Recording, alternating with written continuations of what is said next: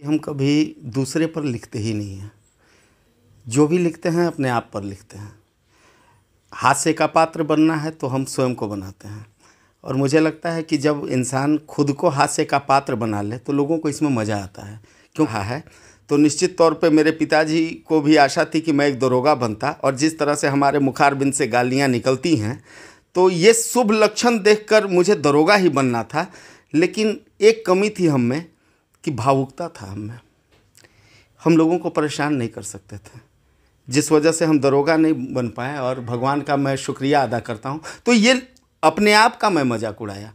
अब कितनी अच्छी बात हो कि अगर आप कोई बात समाज तक पहुंचाना चाहते हैं, समाज को कहना चाहते हैं, और उस बात को आप एक ऐसी विधा में लोगों तक पहुंचा पाएं जिससे आपने अपनी बात भी कह दी हो और उस पर क्रिया प्रतिक्रिया न आए और सीधे तौर पर उसको लोग समझ पाएं और उसके बाद उस पर समझ करके मनन करें।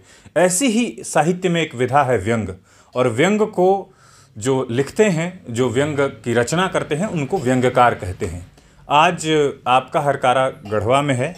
आपने आपका हरकारा चैनल ट्यून किया हुआ है। आप आपका हरकारा का यूट्यूब चैनल पर यह वीडियो देख रहे हैं, और या फिर आप फेसबुक पर इस वीडियो को देख रहे होंगे। आपका हरकारा आज गढ़वा में है और गढ़वा के प्रसिद्ध व्यंग्यकार जो उभरते हुए साहित्यकार हैं, उभरते हुए लेखक हैं, आज श्री राजीव भारद्वाज से हम बात करने वाले हैं। राजीव जी, आपका बहुत बहुत स्वागत है। धन्यवाद। राजीव जी, व्यंग एक साहित्य की विधा है और इस विधा को लेकर के जब मन में कल्पना आती है तो ऐसा लगता है कि साहित्यकार अपनी बात कहना चाहता है और चाहता है कि हम वो बात कहें पर समाज को थोड़ा समय देर से समझ आए और जो इम्पैक्ट हम डालना चाहते हैं वो इम्पैक्ट समाज पर आए।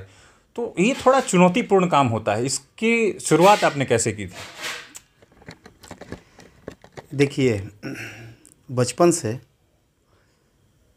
देखते आया, और क्या है ना कि जब तक किसी चीज़ को आप चुनौती के रूप में स्वीकार नहीं करते हैं तब तक आप बहुत ज़्यादा प्रगतिशील होकर लिख नहीं पाइएगा।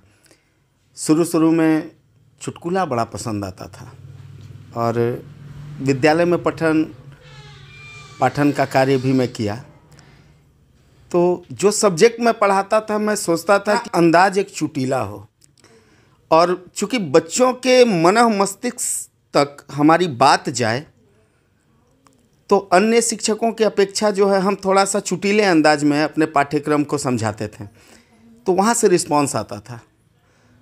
तो धीरे धीरे ये अंदाज जो है परिणित हो गया, एक हास्य हमारे अंदर आ गया, और जो भी लिखने लगे हैं उसके बाद थोड़ा सा हास्य का पुट उसमें डालते हैं। तो प्रारंभिक अवस्था हमारी वही थी। चूँकि अगर शिक्षण का कार्य मैं नहीं करता तो आज एक व्यंग लेखक नहीं बन पाता। एक व्यंग्यकार के रूप में जब आप समाज के समक्ष प्रस्तुत होते हैं तो उसके बाद समाज शुरुआती दिनों में आपको उपहास की दृष्टि से या आपके आसपास रहने वाले लोग थोड़ा सा ये क्या लिख रहे हैं, किस तरह से लिख रहे हैं, सामान्य थोड़ा सा अलग हो जाता है ये विषय। और उसके बाद अगर किसी को समझ आ जाए कि आप सत्ता, सरकार, समाज या किसी व्यक्ति के ऊपर व्यंग लिख रहे हैं, वो थोड़ी समस्या आती है। तो समाज में रहते हुए और समाज के साथ कदम मिलाते हुए इन चीज़ों को लिखना और उसके बाद प्रतिक्रिया फिर जो आती है उसको लेकर के फिर क्या मन में चल रहा होता है उसमें? एक बात तो ये है कि हम कभी दूसरे पर लिखते ही नहीं हैं।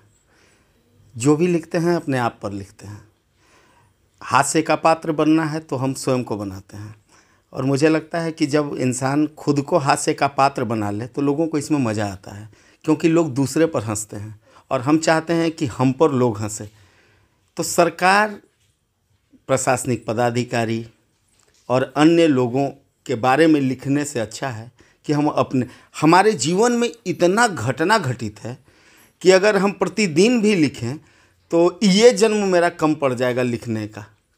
तो हर दिन मतलब अपने ही जीवन के हम अनुभव को उठाकर लिखते हैं और निरंतर लिखते चले जाते हैं। हम किसी पर कोई कटाक्ष नहीं करते हैं। जो भी कटाक्ष होता है मेरा स्वयं पर होता है। और देखिए, इसका उदाहरण मैं दूं आपको कि सबसे पहले मैं दरोगा होता लिखा था। तो एक दरोगा होकर मैं समाज को क्या देता, ये मैं सोचा। तो इस पर प्रतिक्रिया भी आई थी।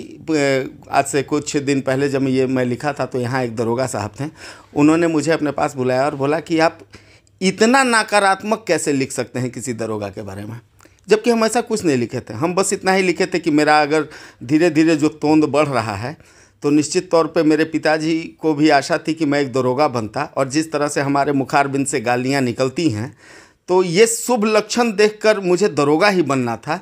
लेकिन एक कमी थी हम में कि भावुकता था हम में, हम लोगों को परेशान नहीं कर सकते थे, जिस वजह से हम दरोगा नहीं बन पाए। और भगवान का मैं शुक्रिया अदा करता हूँ। तो ये अपने आप का मैं मजाक उड़ाया। अब लोग ले कि मैं उनका उड़ा रहा हूँ, तो हो सकता है कि जो हम कहना चाह रहे हैं वो लोगों के दिल तक वो लग रहा हो, तो इसमें मेरी कोई गलती नहीं है साहब। आपकी रचनाओं को अगर पढ़ने वाले लोग, सामान्यतः उसमें मैं भी एक पाठक हूँ, मुझे अच्छा लगता है कि मैं आपको पढ़ रहा हूँ, मैं देखता हूँ आंचलिकता थोड़ी बहुत दिखाई पड़ती है।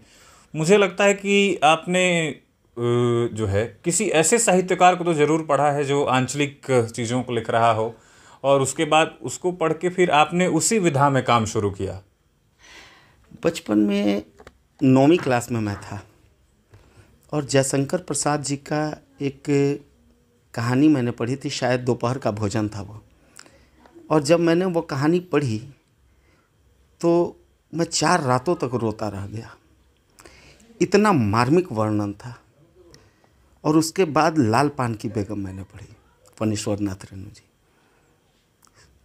संवदिया, पहलवान का ढोलक और बहुत सारी रचनाएं। और आप विश्वास नहीं कीजिएगा, दोपहर का भोजन पढ़ के जो मैं रोया और लाल पान की बेगम पढ़ के जो गुदगुदाया, तो मुझे लगा कि लेखन में किसी के चेहरे पर मुस्कान डालना बहुत ही चुनौतीपूर्ण कार्य है। अगर मैं भविष्य में कभी लिखूं तो मैं लोगों के चेहरे पर मुस्कान लाऊं, तो मेरे प्रेरणा के स्रोत बने फणीश्वर नाथ रेणु। उसके बाद मैंने शरद जोशी को पढ़ा, फिर हरिशंकर परसाई को पढ़ा, और उसके बाद फणीश्वर नाथ रेणु का रिपोर्टाज मैंने पढ़ा। उसमें एक प्रसंग है कि पटना में बाढ़ आई थी 1957 में, तो उसमें उन्होंने लिखा था कि का राम खिलावन पनिया आ रहे लो है। तो ये जो आंचलिकता जो हमने देखी, तो हम सोचे कि मतलब हमारे जैसे लोग आज से 15 साल पहले इतना ज़्यादा आकर्षित हुए, तो हम सोचे कि आज तो लोग मोबाइल में लगा हुआ रहता है, तो हम क्यों ना आंचलिक भाषा को अपने रचनाओं में घुसाएं। तो हम मगही शुरू किए और ब्याह के 7 दिन हम लिखे थे। और ब्याह के 7 दिन कैसे शादी होता है, कैसे तिलक आता है, कैसे गांव के लोग जो हैं खाना खिलाते हैं, कैसे रिश्तेदारों का जमघट होता है, कैसे बारात जाते हैं तो गाड़ी के पीछे जो है उनका एक अलग ही वो रहता है, नृत्य करते हैं, मटकोड़वा होता है, मटकोड़वा का गान होता है, महिलाओं में अलग जोश होता है। तमाम तरह की बातों को मैंने सम्मानित किया। भाई साहब, हमारे एक गुरुदेव रह चुके हैं आचार्य मम्मट, उन्होंने मुझे प्रोत्साहित किया सुबह सुबह 5 बजे कि राजीव, मैंने आपकी रचना को पढ़ी। और विश्वास कीजिए कि मैं आमतौर पर इतनी बारीकता से नहीं पढ़ता हूँ, लेकिन आपकी रचना को मैंने पढ़ा और इतना पसंद आया राजीव कि हम उस कालखंड में चले गए जिस कालखंड को आपने लिखा है। आप निरंतर लिखिए, और निश्चित तौर पे उस दिन के बाद आज तक मेरा कम से कम 45 व्यंग हम लिख चुके हैं, और लेखन लगातार जारी है। जब आप लिखते हैं तो एक ऐसा भी वर्ग है जो व्यंग को बिल्कुल नहीं समझ पाता। उसको ऐसा लगता है कि राजीव जी ने कोई फेसबुक पोस्ट लिखा है। सामान्यतः आप फेसबुक पर ही लिखते हैं, तो राजीव जी कुछ फेसबुक पर लिखते हैं और फेसबुक पर स्क्रॉल का ज़माना है, तो और उसके बाद कमेंट आ जाते हैं, वाह बहुत खूब, बहुत अच्छा। तो आप ये क्या अनुभव कर पाते हैं कि जो सामने वाला ये पढ़ा है या फिर उसने ऐसे ही बस? देखिए, कुछ लोग जब अंगूठा दबाते हैं लाइक बटन और उसके बाद वाह लिखते हैं, तो समझ में आ जाता है कि जिस चीज़ को पढ़ने में 15 से 20 मिनट लगता है, लिखने के तुरंत बाद वाह का कमेंट आना समझ में आता है। लेकिन चूंकि प्रयास तो उन्होंने किया, चलिए लाइक ही कर दिया, लेकिन जो कमेंट लंबा लंबा आता है, जो बारीकी से पढ़ते हैं, वो दिल से कमेंट करते हैं। तो मतलब ये नहीं है, मतलब है कि चलिए आज उन्होंने अंगूठा दिखाया, कल अगर मेरी बात चलती है लोगों के बीच में, तो एक दूसरे से लोग बात करते हैं कि आपने राजीव का वो व्यंग पढ़ा, तो बोलते हैं कि नहीं पढ़े नहीं, लेकिन अंगूठा जरूर लगा दिए, लाइक कर दिए थे। तो उत्सुकता जागती है कि आखिर क्या बात था कि ये हमसे पूछे। तो फिर वो पढ़ते हैं, और जब वो पढ़ते हैं तो फ़ोन करते हैं, ठीक है, और फ़ोन करके बताते हैं कि राजीव भैया हम आपका बिना पढ़े जो है वो लाइक कर दिए थे, लेकिन पढ़े तो मज़ा आया।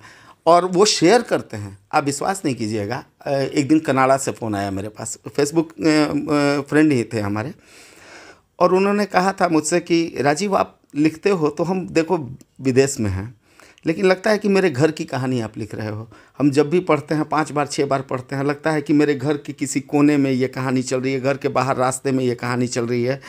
और यार हम अपने देश को जीते हैं, हम विदेश में रहते हैं और देश को आपकी लेखनी से जीते हैं। तो साहब अगर हमारी लेखनी से कोई विदेश से